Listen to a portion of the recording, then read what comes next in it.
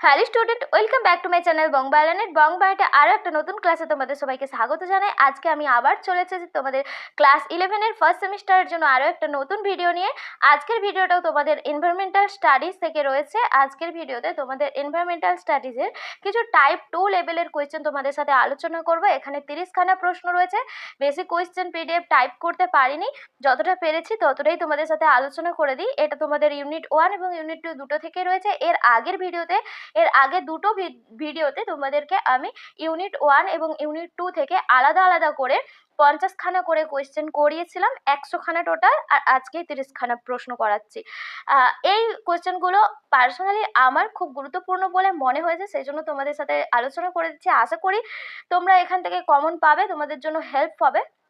তবুও তোমাদেরকে বলবো, তোমরা এই যে তোমাদের সেকেন্ড চ্যাপ্টারটা যেটা রয়েছে, সেকেন্ড ইউনিটের লাস্টে তোমাদের যত প্রকল্প রয়েছে প্রত্যেকটা প্রকল্প এবং যত সম্মেলন রয়েছে প্রত্যেকটা সম্মেলনের উদ্দেশ্য, কবে কার্যকরী হয়েছিল, কতগুলো দেশ চুক্তি স্বাক্ষর করেছিল, এই সমস্ত কোয়েশ্চেনগুলো এখান থেকে ভালো করে যাবে। কারণ ইভিএস মানে বিশাল ভাস্ট জিনিস, কোথা থেকে কোয়েশ্চেন আসবে সেটা কিন্তু বলা খুব মুশকিল ব্যাপার। আর তোমাদের যেহেতু এটা প্র্যাকটিক্যাল বেস সাবজেক্ট নয়, সেজন্য এখানে কিন্তু 40 মার্কসের প্রশ্ন তোমাদেরকে করতে হবে। তো আমি সেই রকমই কিছু গুরুত্বপূর্ণ প্রশ্ন তোমাদের সাথে আজকেও আলোচনা করে দিচ্ছি। এটাই তোমাদের ইভিএস এর লাস্ট সেট, এরপরে তোমাদের জন্য বায়োলজির সেট নিয়ে আসবো। তো চলো আর দেরি না করে ক্লাসটা আজকে স্টার্ট করি। দেখে নিই কি কি কোশ্চেন রয়েছে। দেখো, প্রথম প্রশ্ন কি রয়েছে, ড্যাশ শতাব্দীতে শিল্প বিপ্লব শুরু হয়। শিল্প বিপ্লব শুরু হয়েছিল 18 শতকে। এরপরে রয়েছে দেখো, তৃতীয় বিশ্বের ড্যাশ মানুষ দারিদ্র্য সীমার নিচে বসবাস করে। 120 কোটি, প্রায় 120 কোটি মানুষ তৃতীয় বিশ্বের দারিদ্র্য সীমার নিচে বসবাস করে। এরপরে রয়েছে, পৃথিবীর ওজোন স্তরে সবচেয়ে বড় গ্রহ ড্যাশ আকাশে দেখা যায়, আন্টার্কটিকার আকাশে। এরপরে রয়েছে, অ্যাস্টেনোস্ফিয়ার নামকরণ করেন ড্যাশ ভূবিজ্ঞানী জোসেফ বেরেল 1914 খ্রিস্টাব্দে অ্যাস্টেনোস্ফিয়ার নামকরণ করেন। আর এই অ্যাস্টেনোস্ফিয়ারকে কিন্তু ক্ষুব্ধমণ্ডলও বলা হয়। এরপরে রয়েছে দেখো, এনভায়রনমেন্ট শব্দটি প্রবর্তন করেন ড্যাশ। এনভায়রনমেন্ট বা পরিবেশ শব্দটা প্রবর্তন করেন বিজ্ঞানী থমাস কার্লাইল 1828 খ্রিস্টাব্দে। এই সালগুলো এবং বিজ্ঞানীর নামগুলো মনে রাখবে ভালো করে। এরপরে দেখো, তোমাদের স্তম্ভ মেলানো থেকে কোশ্চেন দিয়েছি। স্তম্ভ মেলানোতে তোমাদের রয়েছে দেখো, ইকোলজি এই কথাটি প্রথম বলেছিলেন বিজ্ঞানী হেকেল। আর এরপরে রয়েছে ইকোসিস্টেম এই কথাটি প্রথম বলেছিলেন ট্যান্সলে। ইকোলজিক্যাল নিডস এই কথাটি বলেছিলেন জোসেফ গ্রিনেল। অপশন ক হয়ে যাবে সঠিক আনসার। বায়োম, ক্লিনমেন্ট ও সেলফুড। তো এই তোমাদের হচ্ছে গিয়ে মেলানো। এখানে দেখো উত্তরটাও আমি দিয়েছি, 1-এরটা খ, আর 2-এরটা ঘ, আর 3-এরটা হয়ে যাবে তোমাদের ক, আর 4-এরটা গ। এই অপশনটা যেখানে থাকবে সেই অপশনটা হয়ে যাবে সঠিক আনসার। এরপরে রয়েছে দেখো আরো একটা স্তম্ভ মেলানো। এগুলো খুব ইজি স্তম্ভ মেলানোগুলো, একটু তোমরা একটা দুটো জানলেই স্তম্ভটা পুরোটা মিলিয়ে ফেলতে পারবে। দেখো এখানে নীল বিপ্লব মানে জলের সুস্থায়ী সংরক্ষণ, যেটাকে বলা হয় ব্লু রেভলিউশন। শ্বেত বিপ্লব, এটা হচ্ছে দুগ্ধজাত পণ্য যে বৃদ্ধি, সেটাকে বলা হয় শ্বেত বিপ্লবের জনক ডক্টর ভার্গিস কুরিয়ান। এগুলো একটু মনে রাখবে। এরপরে রয়েছে মিনামাটা রোগ কিসের জন্য হয়? পারদের জন্য হয়। এই যে পারদ ঘটিত মিনামাটা রোগ, এটা প্রথম দেখা গিয়েছিল জাপানের একটা শহর, যে শহরটার নাম মিনামাতা। এই মিনামাতা শহরে প্রথম এই পারদের দূষণ ঘটিত রোগটা দেখা গিয়েছিল বলে সেখান থেকে এই পারদ দূষণের ফলে এই রোগটা নাম দেওয়া আছে মিনামাটা। এরপরে দেখো দিয়েছে পেশাগত রোগ। এর মধ্যে কোনটা পেশাগত রোগ রয়েছে? সিলিকোসিস। কারণ সিলিকোসিস, যারা হচ্ছে গিয়ে বালি কারখানায় কাজ করে তাদের এই সিলিকোসিস রোগটা দেখা যায়। তো এই ছিল একটা স্তম্ভ মেলানো। এর পরের কোশ্চেনটা চলো দেখে নিই। পরের কোশ্চেনটা কি রয়েছে দেখো, এখানেও একটা স্তম্ভ মেলানো দিয়েছি। দেখো এখানে আমাদের যে বায়ুমণ্ডলের স্তরগুলো রয়েছে, কোন স্তরটাতে কি কি স্পেশালিটি রয়েছে সেইগুলোর উপরে একটা স্তম্ভ দিয়েছি। এগুলো থেকে কিন্তু, এগুলো তোমরা স্তম্ভগুলো মুখস্থ করে গেলে এখান থেকে যদি মানে টাইপ 1-এর কোশ্চেন পড়ে সেগুলোও করতে পারবে, সলভ করতে পারবে। দেখো যেমন বেতার তরঙ্গ কোন স্তরে বেতার তরঙ্গ হয়? যেটা হচ্ছে থার্মোস্ফিয়ার স্তর।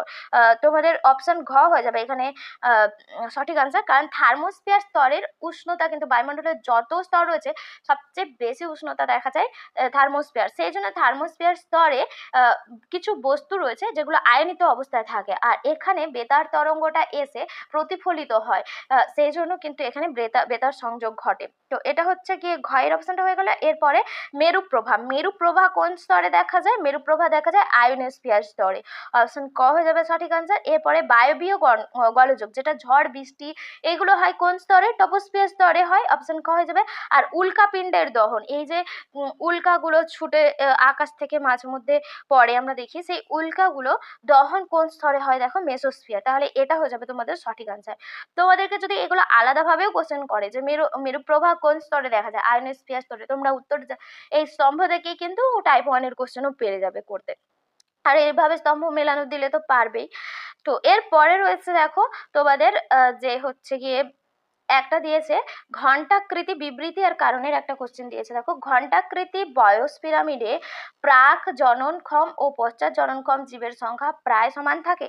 কারণ দিয়েছে এই প্রকার বয়স পিরামিডে জীবগোষ্ঠীর স্থিতাবস্থা নির্দেশ করে। এখানে তোমাদেরকে বলতে হবে, এখানে যেটা উত্তর হয়ে যাবে, দেখো তোমাদের বিবৃতিটা ভুল দেওয়া রয়েছে কিন্তু কারণটা সঠিক দেওয়া রয়েছে। অর্থাৎ এই যে ঘণ্টাকৃতি বয়স পিরামিডে জীবগোষ্ঠীর স্থিতাবস্থা নির্দেশ করে, কিন্তু এখানে প্রাক ও পশ্চাৎ জননক্ষম কিন্তু প্রাক ও পশ্চাৎ জননক্ষম জীবের সংখ্যা কিন্তু সমান নয়, সেজন্য এখানে বিবৃতিটা ভুল, কারণটা সঠিক।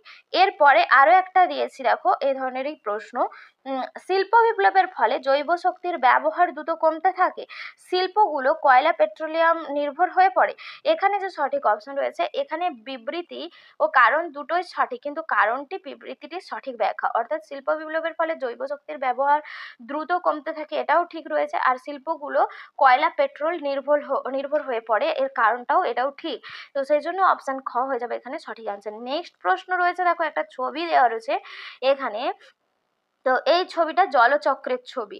এই জলচক্রের ছবিটা দেখে তোমাদেরকে পরবর্তী একটা কোশ্চেন দেওয়া রয়েছে। দেখো জলচক্রের সঠিক পর্যায়টা তোমাদেরকে বলতে হবে। এখানে যে 4টে অপশন দেওয়া রয়েছে তার মধ্যে জলচক্রের সঠিক পর্যায় কোনটা? দেখো জলচক্রে প্রথম তাহলে কি হয়? জলচক্রে প্রথম যেটা হয় বাষ্পীভবন হয়, জলগুলো সমুদ্র জলাশয় থেকে বাষ্পীভবন হয়। এখানে দেখো যেটা দেওয়া রয়েছে, এই যে জল সমুদ্র জলাশয় থেকে বাষ্পীভবন হচ্ছে, তারপরে ঘনীভবন, তারপরে বাষ্পীভবনের পরে ঘনীভবনের পরে মেঘ, মানে সেখান থেকে অধঃক্ষেপণ হচ্ছে, সেখান থেকে প্রবাহ হয়। তো এটাই তোমাদের সঠিক অপশন। দেখো এখানটায় প্রথমে বাষ্পীভবন থেকে ঘনীভবনের পরে বৃষ্টিপাত হয়, বৃষ্টিপাত থেকে সেটা নদী রূপে হোক বা ঝর্ণা রূপে হোক প্রবাহিত হয়। তো অপশন সি হয়ে যাবে এখানে সঠিক আনসার, জলচক্রের পর্যায়গুলো। এর পরে রয়েছে দেখো একটা, এখানেও সঠিক পর্যায়, তোমাদের এই ধরনের কিন্তু সঠিক ক্রম বেছে লিখতে এই ধরনের কোশ্চেনগুলো আসবে পরীক্ষাতে। এখানে দেখো দিয়েছে, এর মধ্যে যেটা সঠিক ক্রম হবে, প্রথমে জীব থেকে প্রজাতির সৃষ্টি হয়, প্রজাতি থেকে জীব সম্প্রদায়, এক একটা প্রজাতি অনেক জীব মিলিয়ে জীব সম্প্রদায় সৃষ্টি হয়, সেই জীব সম্প্রদায় থেকে জনসংখ্যা। তো এখানে অপশান তোমাদের যেটা হচ্ছে গিয়ে এই যে কোশ্চেনটাতে সরি একটু ভুল বলা হয়ে গেল। হ্যাঁ, তোমাদের এখানে তোমাদের এই অপশন এ আর সি দুটোই দেখো একই অপশন দেওয়া মানে দিয়েছে ভুল করে, এটাই কিন্তু তোমাদের সঠিক আনসার হয়ে যাবে। প্রথমে জীব থেকে প্রজাতি, প্রজাতি থেকে জীব সম্প্রদায় আর জনসংখ্যা। এটা বইয়ের কোশ্চেন একটা তোমাদেরকে আমি ছবি তুলে দিয়েছি, কিন্তু এখানে দেখো ভুল করে তোমাদের অপশান এ আর সি দুটো অপশানই ঠিক, মানে সঠিক অপশান দিয়ে দিয়েছে, আর দুটো অপশানই একই। তো ওই জন্য এই দুটোর মধ্যে যে কোনো একটা করলেই হবে। এর পরের প্রশ্ন রয়েছে, দেখো তোমাদের পরে যে প্রশ্নটা রয়েছে একটা বিবৃতির প্রশ্ন রয়েছে। 3টে বিবৃতি দেওয়া রয়েছে, এর মধ্যে কোনটা সত্য কোনটা মিথ্যা তোমাদেরকে বলতে হবে। দেখো এখানটায় দেওয়া রয়েছে প্রথম বিবৃতি, পারমাণবিক বোমাতে প্লুটোনিয়াম 239 ব্যবহার করা হয়। প্রাকৃতিক বাস্তুতন্ত্র অ্যাকোরিয়াম মৃত্তিকা পরিবেশে জড় উপাদান। দেখো এর মধ্যে পারমাণবিক বোমাতে প্লুটোনিয়াম 239 ব্যবহার করা হয়, এটা সত্য, কিন্তু প্রাকৃতিক বাস্তুতন্ত্র অ্যাকোরিয়াম এটা মিথ্যা। অ্যাকোরিয়াম কিন্তু কৃত্রিম বাস্তুতন্ত্রের মধ্যে পড়ে, মানুষ সৃষ্ট। আর মৃত্তিকা পরিবেশের জড় উপাদান এটাও সত্য। তাহলে উত্তর এটাই হয়ে যাবে, বিবৃতি এ সত্য, বিবৃতি বি মিথ্যা, আর বিবৃতি সি সত্য। এরপরে তোমাদের এই ধরনের কোশ্চেনগুলো আসবে, অনেকগুলো বিবৃতি দিয়ে দেবে, তার মধ্যে কোনটা সঠিক তোমাদেরকে বলতে হবে আর কোনটা মিথ্যা, সত্য মিথ্যা নিরূপণ যেগুলো সেগুলোই একটু মানে এই কোশ্চেনগুলো একটু ডিফিকাল্ট লেভেলের। তো এরপরে রয়েছে দেখো একটি পপুলেশনে জীবের, পরের কোশ্চেন রয়েছে একটি পপুলেশনে জীবের সংখ্যা একটি নির্দিষ্ট সংখ্যা থেকে শুরু হয়ে ধীরে ধীরে বেড়ে আবার স্থির হয়ে যাচ্ছে, এটা কোন গ্রাফ দিয়ে আমরা এখানের কোন গ্রাফ দিয়ে বোঝাতে পারি। দেখো এখানে যে গ্রাফগুলো দেওয়া রয়েছে তার মধ্যে অপশান এ এর গ্রাফটা দেখো, জীবের সংখ্যা প্রথম থেকে শুরু হয়েছে, বৃদ্ধি হতে হতে একটা জায়গায় গিয়ে কনস্ট্যান্ট হয়ে গেছে বা স্থির হয়ে গেছে, তো সেই জন্য এই অপশান এ হয়ে যাবে এখানে সঠিক আনসার। এর পরের কোশ্চেন রয়েছে দেখো জন্মহার ও মৃত্যুহার যদি পাশের লেখচিত্রের মতো হয়, মানে তোমাদের মৃত্যুহারের তুলনায় জন্মহারটা বেশি, তো এখানে সেটাই বলছে, তাহলে সেই ক্ষেত্রে সেই পপুলেশনে কি হবে, তাহলে অবশ্যই মৃত্যুহারের থেকে জন্মহার যদি বাড়তে থাকে তাহলে পপুলেশনের জনসংখ্যা বাড়তে থাকবে, অপশান এ হয়ে যাবে সঠিক আনসার। এরপরে রয়েছে দেখো তোমাদের এই ধরনের লেখচিত্র দিয়েও কিন্তু গ্রাফগুলো মানে এই ধরনের চিত্র দিয়েও পরীক্ষায় কোশ্চেনগুলো আসতে পারে। তোমরা নিশ্চয়ই পর্ষদের কোশ্চেন পেপারটা দেখেছো, পর্ষদের কোশ্চেন পেপারটা দেখলেই বুঝতে পারবে এই ধরনের কোশ্চেন তোমাদের রয়েছে। আর যারা দেখোনি, যদি দেখতে চাও আমার চ্যানেলে কিন্তু দেওয়া রয়েছে পর্ষদেরও কোশ্চেন পেপারটা আমি সলভ করিয়ে দিয়েছি তোমাদেরকে, যারা দেখোনি দেখে নিতে পারো। এরপরে রয়েছে দেখো আবার কিছু ড্যাশ পূরণের কোশ্চেন দিয়েছি, দেখো এখানে ড্যাশ ও ড্যাশ সংস্থার অধীনে ক্ষুধা সূচক নির্ণয় করা হয়, বিশ্ব ক্ষুধা সূচক এটা নির্ণয় করা হয় ইউনিসেফ আর হু এই দুটো সংস্থার অধীনে। এরপরে রয়েছে ভোপাল গ্যাস দুর্ঘটনায় ড্যাশ নামক গ্যাস নিঃসরণ হয়েছিল, ভোপাল গ্যাস দুর্ঘটনা হয়েছিল 1984 খ্রিস্টাব্দে। এই গ্যাস দুর্ঘটনায় মিগ বা মাইক বা মিথাইল আইসোসায়ানেট নামক গ্যাসের নিঃসরণ ঘটেছিল। এরপরে রয়েছে দেখো ইউক্রেনের ড্যাশ শহরে পারমাণবিক কেন্দ্রের বিস্ফোরণ ঘটেছিল, ইউক্রেনের চেরনোবিল নামক যে শহর সেখানে পারমাণবিক কেন্দ্রে বিস্ফোরণ ঘটেছিল, তেজস্ক্রিয় পদার্থের বিস্ফোরণ, আর এটা হয়েছিল ভোপাল গ্যাস দুর্ঘটনার দু বছর পরে অর্থাৎ 1986 খ্রিস্টাব্দে। এই সালগুলোও মনে রাখবে, অনেক সময় দেয় চেরনোবিল যে তেজস্ক্রিয় দুর্ঘটনা এটা কত সালে হয়েছিল, ভোপাল গ্যাস দুর্ঘটনা কত সালে হয়েছিল। আর এই কোশ্চেনটা খুব ইম্পর্টেন্ট, ভোপাল গ্যাস দুর্ঘটনায় কোন গ্যাসের নিঃসরণ হয়েছিল। এরপরে রয়েছে দেখো সমগ্র পৃথিবীর ড্যাশ ভূমি কৃষিজমি রূপে ব্যবহৃত হয়, সমগ্র পৃথিবীর 11.1% জমি কৃষিজমি রূপে ব্যবহৃত হয়। এরপরে রয়েছে ড্যাশ তারিখ বিশ্ব মানবাধিকার দিবস, এই যে দিবসগুলো তোমরা ভালো করে যাবে, তোমাদের বইয়ে যতগুলো দিবস দেওয়া রয়েছে প্রত্যেকটা দিবস ভালো করে যাবে। তাহলে এখানে রয়েছে দেখো 10ই ডিসেম্বর মানবাধিকার দিবস পালন করা হয়। এরপরে রয়েছে তোমাদের এই 16ই সেপ্টেম্বর ওজোন স্তর দিবস গেছে, বিশ্ব ওজোন স্তর দিবস, ওইটাও কিন্তু ভালো করে যাবে, যেহেতু সামনেই গেছে তো ওটা পরীক্ষায় আসতে পারে আসার সম্ভাবনা রয়েছে, তো সেই জন্য করে যাবে। এরপরে রয়েছে দেখো যে কোশ্চেনটা আরও একটা স্তম্ভ মেলানো দিয়েছে, এখানে তোমাদের যে বিভিন্ন আন্দোলন হয়েছিল সেই আন্দোলনে তোমাদের কে কে নেতৃত্ব দিয়েছিল আন্দোলনগুলোতে সেইগুলোই এখানে দেওয়া রয়েছে ছকের মাধ্যমে, এই ছকটা করলেই তোমরা মনে রাখলেই বুঝতে পারবে যে তোমাদের হচ্ছে গিয়ে কোন কোন আন্দোলনে কে নেতৃত্ব দিয়েছিলেন। এখানটায় দেখো প্রথম যেটা রয়েছে চিপকো আন্দোলন এটাতে হচ্ছে গিয়ে যে নেতৃত্ব দিয়েছিলেন এটা হচ্ছে গিয়ে প্রথম এটার যে নেতৃত্ব দিয়েছিলেন সেটা হচ্ছে সুন্দরলাল বহুগুণা বলা হয়। আর এই চিপকো আন্দোলন প্রথম কোথায় শুরু হয়েছিল, 1970 খ্রিস্টাব্দে উত্তরাখণ্ডের গাড়োয়াল হিমালয়ের অঞ্চল থেকে কিন্তু চিপকো আন্দোলনের সূত্রপাত হয়েছিল। এগুলো একটু মনে রাখবে যে কোন আন্দোলন কত খ্রিস্টাব্দে কোথা থেকে শুরু হয়েছিল, আর হচ্ছে গিয়ে তোমাদের হচ্ছে গিয়ে ওই আন্দোলনে কে নেতৃত্ব দিয়েছিল এগুলো ভালো করে রাখবে। তাহলে কি বললাম, উত্তরাখণ্ডের গাড়োয়াল অঞ্চলে এখানটায় চিপকো আন্দোলন শুরু হয়েছিল 1970 খ্রিস্টাব্দে, আর এইখানে সুন্দরলাল বহুগুণা নেতৃত্ব দিয়েছিলেন। এরপরে বিভিন্ন জায়গায় ছড়িয়ে পড়েছিল, কিন্তু প্রথম শুরু হয়েছিল উত্তরাখণ্ডের গাড়োয়াল হিমালয়ের অঞ্চল থেকে। এরপরে রয়েছে আপিক্য আন্দোলন, আপিক্য কথার অর্থ জড়িয়ে ধরা, এর আগে একটা কোশ্চেন করেছিলাম। আপিক্য আন্দোলন হচ্ছে গিয়ে তোমাদের এটার যে নেতৃত্ব দিয়েছিলেন এটা হয়ে যাবে পান্ডুরাম হেগড়ে। এরপরে রয়েছে নর্মদা বাঁচাও আন্দোলন, নর্মদা বাঁচাও আন্দোলনে মেধা পাটেকর নেতৃত্ব দিয়েছিল, বিষ্ণু আন্দোলনে অমৃতা দেবী নেতৃত্ব দিয়েছিল। এই যে প্রত্যেকটা আন্দোলন, এছাড়াও তোমাদের দাসহলি গ্রাম আন্দোলন রয়েছে। এই যে নর্মদা আন্দোলনটা একটু কি বলে দিই, এটা ভারতের যে পশ্চিম বাহিনী নদী রয়েছে, নর্মদা একটা ভারতের পশ্চিম বাহিনী নদী, পশ্চিম দিকে বয়ে যায়, এর দৈর্ঘ্য প্রায় 1312 কিমি। এই যে নর্মদা নদীর সংলগ্ন যে এলাকাগুলো রয়েছে রয়েছে সেখানে প্রধানত গুজরাট আর মধ্যপ্রদেশ, ওই গুজরাট আর মধ্যপ্রদেশের যে জমিগুলোতে চাষের জল দেওয়ার জন্য এই কর্মসূচিকে রূপায়িত করা হয়েছিল, নর্মদা বাঁচাও আন্দোলন করা হয়েছিল। এখানে তোমাদের হচ্ছে গিয়ে 1979 খ্রিস্টাব্দে নর্মদা প্রকল্প ঘোষিত হয়েছিল, ঠিক আছে। এখানটায় নর্মদা বাঁচাও আন্দোলনে এই যে দুটো বড় বড় বাঁধ দেওয়া হয়েছিল, গুজরাটে একটা সর্দার সরোবর বাঁধ আর নর্মদা সাগর বাঁধ দেওয়া ছিল মধ্যপ্রদেশে। এই দুটো বাঁধ নির্মাণের বিরুদ্ধে যে প্রতিবাদ গড়ে উঠেছিল সেটাই নর্মদা বাঁচাও আন্দোলন নামে পরিচিত ছিল। তাহলে গুজরাটে কোন বাঁধ নির্ণয় হয়েছিল? সর্দার সরোবর আর মধ্যপ্রদেশের নর্মদা সাগর, এই দুটো বাঁধ নির্মাণের বিরুদ্ধে যে প্রতিবাদ গড়ে উঠেছিল সেটাকেই বলা হয় নর্মদা বাঁচাও আন্দোলন। তো এটা হচ্ছে গিয়ে নেতৃত্ব দিয়েছিলেন এটাতে মেধা পাটেকর। এগুলো একটু ভালো করে জেনে রাখবে কোথায় কি আন্দোলন হয়েছিল। আর যেটা তোমাদের হচ্ছে গিয়ে আপিক্য আন্দোলনটা তো বললাম, আপিক্য আন্দোলন তোমাদের হয়েছিল এটা হচ্ছে গিয়ে তোমাদের কন্নড় ভাষায় আপিক্য কথার অর্থ বলা হয় যেটা জড়িয়ে ধরা। 1983 খ্রিস্টাব্দে কর্ণাটকের উত্তর কানাডা জেলার এলাকার কালাজ বনাঞ্চলকে কেন্দ্র করে এই আন্দোলনের সূচনা ঘটেছিল। তাহলে এই যে আপিক্য আন্দোলন কোথায় হয়েছিল তাহলে বললাম, যেটা হচ্ছে গিয়ে কর্ণাটকের উত্তর কানাডা জেলার অঞ্চলে 1983 খ্রিস্টাব্দে হয়েছিল, ঠিক আছে। এই সালগুলো যেগুলো আমি বলে যাচ্ছি হুড়ুর করে তোমরা একটু খাতায় লিখে রাখতে পারো, ঠিক আছে তোমাদের। তাহলে নর্মদা বাঁচাও আন্দোলনটা কিসের জন্য হয়েছিল?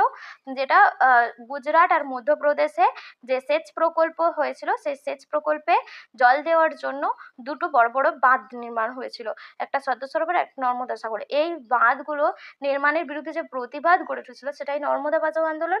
এরপরে রয়েছে হচ্ছে গিয়ে তোমাদের যেটা চিপকো আন্দোলন বললাম, চিপকো আন্দোলন কিন্তু উত্তরাখণ্ডের গাড়োয়াল হিমালয় অঞ্চল থেকে শুরু হয়েছিল। এগুলো একটু ভালো করে সালগুলো আর কোথায় হয়েছিল এর মেন থিমটা কি ছিল এগুলো একটুখানি ভালো করে পড়ে রাখবে, ঠিক আছে। যারা বই খুঁটিয়ে খুঁটিয়ে পড়েছো আশা করি সব কোশ্চেন পারবে, তার মধ্যে এই কোশ্চেনগুলো গুরুত্বপূর্ণ রয়েছে, একটু ভালো করে দেখে যেতে পারো। দেখো এখানে রয়েছে এরপরে প্রথাগত একটা স্তম্ভ মেলানে দেওয়া রয়েছে, এর মধ্যে কোনটা কি বলতে হবে। প্রথাগত শিক্ষা কি? অবশ্যই স্কুল কলেজের থেকে যে আমরা শিক্ষা নিই সেটা প্রথাগত শিক্ষা। অপ্রথাগত শিক্ষা কোনগুলো? অপ্রথাগত শিক্ষা হচ্ছে গিয়ে মুক্ত শিক্ষা, দূরবর্তী শিক্ষা, যেগুলো মুক্ত বিশ্ববিদ্যালয় থেকে যে মুক্ত শিক্ষা নেওয়া হয় সেগুলো হচ্ছে গিয়ে অপ্রথাগত শিক্ষা। এরপরে রয়েছে এটা হচ্ছে গিয়ে দেখো আমার দাগটা ভুল দেওয়া হয়ে গেল এখানটায়। তাহলে প্রথম প্রথাগত শিক্ষা স্কুল কলেজ, এরপরে অপ্রথাগত শিক্ষা হয়ে যাবে তোমাদের যেটা মুক্ত শিক্ষা, দূরবর্তী শিক্ষা। এরপরে রয়েছে প্রথা বহির্ভূত শিক্ষা। প্রথা বহির্ভূত শিক্ষা হয়ে যাবে তোমাদের হচ্ছে গিয়ে পরিবার আর গণমাধ্যম। আর যেটা প্রথা বৃত্তিগত শিক্ষা এটা হয়ে যাবে কৃষিকাজ আর শিল্পকলা। তো এইটা হয়ে যাবে সঠিক আনসার। এরপরে রয়েছে দেখো সূর্যালোক। সূর্যালোক কি? অবশ্যই হচ্ছে গিয়ে তোমাদের সূর্যালোক মানে সেটা হচ্ছে পরিবেশের জলবায়ুগত উপাদান। এটা গয়েরটা হয়ে যাবে মৃত্তিকা হয়ে যাবে পরিবেশের অন্যতম জড় উপাদান, সবুজ উদ্ভিদ সমূহ উৎপাদক আর ছত্রাক ব্যাকটেরিয়া বিয়োজক। তো এরপরে রয়েছে দেখো সঠিক ক্রম বেছে নিয়ে লিখতে বলেছে, এটা খুব ইম্পর্টেন্ট, যতগুলো স্টার পারবে দিয়ে রাখতে পারবে, এই কোশ্চেন কিন্তু পরীক্ষায় আসতে পারে। কোন সম্মেলন কিসের পর কোনটা সঠিক ক্রম কি সেটা তোমাদের আসতে পারে। এখানে দেখো বিয়েরটা হয়ে যাবে সঠিক ক্রম, প্রথম স্টকহোম সম্মেলন হয়েছিল, তারপরে বসুন্ধরা সম্মেলন, তারপরে জোহানসেনবার্গ, তারপরে প্যারিস সম্মেলন হয়েছিল, ঠিক আছে। এরপরে রয়েছে দেখো আরও একটা সঠিক ক্রম দেওয়া রয়েছে, এখানে সঠিক ক্রমের যে সঠিক উত্তরটা হয়ে যাবে ডি এরটা। প্রথমে গ্রিন হাউস গ্যাস থেকে গ্রিন হাউস প্রভাব, সেখান থেকে বিশ্ব উষ্ণায়ন, সেখান থেকে জলবায়ু পরিবর্তন হয়েছে।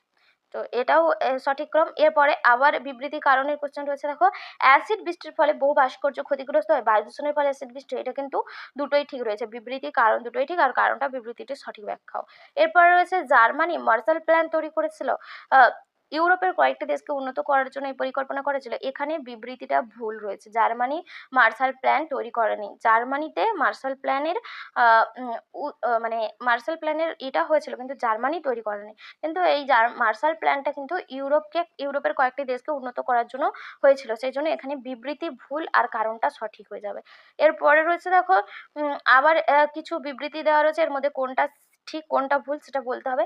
ভারতে অরণ্যের প্রায় 21.7 ভারতে অরণ্যের পরিমাণ প্রায় 21.7%। আগামী 5 বছরে ভারতের কর্মসংস্থানের সম্ভাবনা 60 বিলিয়ন। ইউএনএইচএসপি এর প্রধান কার্যালয় আমেরিকাতে অবস্থিত। এখানের মধ্যে অপশন যেটা সঠিক হয়ে যাবে অপশন সি, এ বি উভয় বক্তব্যই সত্য। এরপরে রয়েছে দেখো, ভারতীয় উৎসবের ক্ষেত্রে কোন বিকল্পটি ভুল রয়েছে সেটা তোমাদেরকে বলতে হবে। দেখো, ওনাম কেরলে হয়, এটা ঠিক রয়েছে। তামিলনাড়ু পোঙ্গালে হয়, এটাও ঠিক রয়েছে। তামিলনাড়ুতে পোঙ্গাল উৎসবে, এটাও ঠিক রয়েছে। দোল পশ্চিমবঙ্গে হয়, এটাও ঠিক রয়েছে। যেটা ভুল রয়েছে সেটা হচ্ছে গয়েরটা নবরাত্রি আসামে হয় না। এরপরে রয়েছে দেখো, সুস্থায়িত্ব সম্পর্কে নিচের কোন সম্পর্ক, মানে সুস্থায়ী মানে সাস্টেনেবল ডেভেলপমেন্ট, এই যে এটা সম্পর্কে নিচের কোন চিত্রটা সঠিক সেটা তোমাদেরকে বলতে হবে। এখানে যেটা সঠিক আনসার হয়ে যাবে দেখো, এই অপশন সি এরটা হয়ে যাবে তোমাদের সঠিক আনসার। এখানে পুরো সুস্থায়িত্বের মধ্যে পরিবেশের স্থায়িত্ব রয়েছে, পরিবেশের স্থায়িত্বের মধ্যে সামাজিক স্থায়িত্ব, সামাজিক স্থায়িত্বের মধ্যে অর্থনৈতিক স্থায়িত্ব। এই যে ডায়াগ্রামটা এখানে ঠিক রয়েছে। এই ধরনের ডায়াগ্রাম বেসড প্রশ্ন তোমাদের আসতে পারে। তো এই ছিল তোমাদের 30খানা প্রশ্ন, আজকে তোমাদের সাথে আলোচনা করে দিলাম কিছু এক্সট্রা ইনফরমেশনের সাথে। আশা করি ভিডিওটা তোমাদের জন্য হেল্পফুল হবে। তোমাদের সোমবারে বোধহয় ইভিএস পরীক্ষা রয়েছে, খুব ভালোভাবে পরীক্ষা দাও সবাই। আর তোমাদেরকে যে টপিকগুলো থেকে বললাম ওই টপিকগুলো একটু বই থেকে নিজেরা পড়াশুনো করো। এত কোয়েশ্চেন আমার পক্ষেও, আমি যেহেতু টিউশন করি, আমার স্কুল থাকে, তো সেই জন্য আমার পক্ষেও এত কোশ্চেন টাইপ করা সম্ভব হয়নি। আমি যতগুলো পেরেছি তোমাদেরকে করানোর চেষ্টা করেছি। এরপরে বায়োলজির জন্য তোমাদের নতুন সেট নিয়ে আসবো, তোমরা খুব ভালোভাবে পরীক্ষা দাও, এইটুকুই কামনা করি। কারণ কেউ যেন না সাপ্লি পাও, সাপ্লি পেলেই কিন্তু তোমাদেরকে আবার পরীক্ষা দিতে হবে ওই ওই পেপারটার ওপরে। তোমরা যদি ধরো ইভিএসে যদি সাপ্লি পাও, সেক্ষেত্রে তোমাদেরকে কিন্তু ইভিএস পরীক্ষা আবার দিতে হবে। সাপ্লির পরীক্ষাটা তোমাদের খুব সম্ভবত ফেব্রুয়ারি মাসে হবে। তো সেই জন্য বলবো, যাতে সাপ্লি না পাও সেভাবেই ভেবে চিন্তে উত্তরগুলো করবে। তোমাদের যেহেতু এখানে এটা প্র্যাকটিক্যাল বেস সাবজেক্ট নয়, 40 নাম্বারেরই তোমাদেরকে করতে হবে। পাস মার্কস কত রয়েছে আমি এই মুহূর্তে জানি না, পরে বলে দেবো তোমাদেরকে। তো পাস মার্কসটা যেন উঠে যায় সেভাবে পরীক্ষা দেবে। তো আজকের ক্লাস শেষ করছি, আবার দেখা হবে পরবর্তী ক্লাসে। টাটা।